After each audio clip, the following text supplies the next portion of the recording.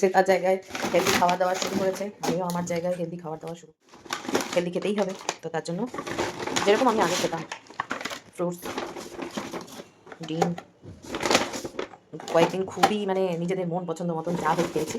আর এই কুলটা না, সরস্বতী পুজোর আগে থেকেই আমার মনে হচ্ছিল যে সরস্বতী পুজো গেল আর কুল খাবো না, তো ভাবলাম যে একটু কুল নিয়ে আসি।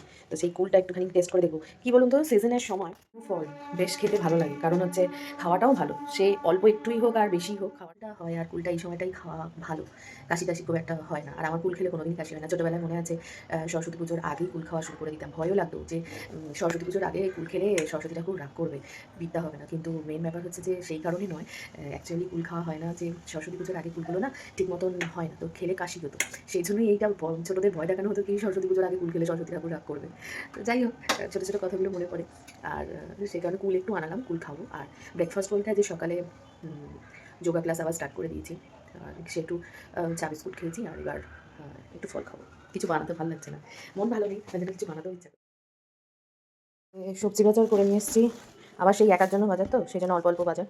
বেগুন, গাজর, আর এই যে আসল বাজারটা দেখানোর কারণই হচ্ছে এটা, এই শীষ পালংটা আমি খেতে খুব ভালোবাসি। এই শীষ পালং আমার ভীষণ প্রিয়।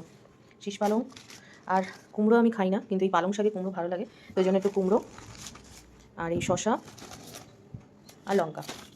এই যে এই হচ্ছে আজকে আমার বাজার, এটাই রান্না করব। রান্না করে দেখাচ্ছি কি রান্না করি।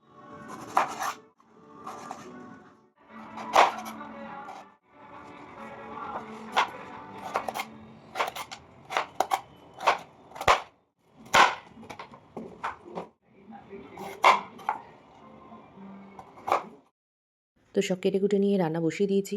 পালং শাক এই সব রকম সবজি দিয়ে আমার বেশ খেতে ভালো লাগে, কিন্তু বড়ি ছিল না ঘরে, আমার মা বড়ি দেয়নি আমাকে, তো সেই জন্য বড়িটা দিয়ে রান্না করতে পারিনি। আমার মাকে বলছিলাম যে তুমি কেন বড়ি দাওনি। তো ডিম সেদ্ধও একটা দিয়ে দিলাম, যে ডিম সেদ্ধ খাবো, ডিম সেদ্ধ খাওয়াটা ভালো, সেই জন্য। তো পালং শাকটা হয়ে গেছে, নামিয়ে নিয়েছি। তো দুপুরে কী কী খেলাম আজকে চলুন আপনাদের সাথে শেয়ার করি। মোটামুটি শেষ, এবার শুধু ডালিয়াটা বাকি আছে।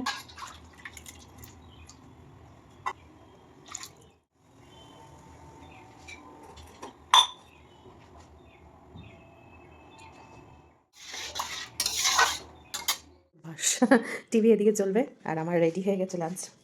সেই আবার ঘিসা পিঠা, ঘাসপুস, পালং শাক, ডিটা আর ডালিয়া, ব্যাস এই। এখন এই খাবো, অনেক দিন খুবই বাজে খাবার দাবার খেয়েছি, আর এখন একা একা বসে খাওয়া চলবে।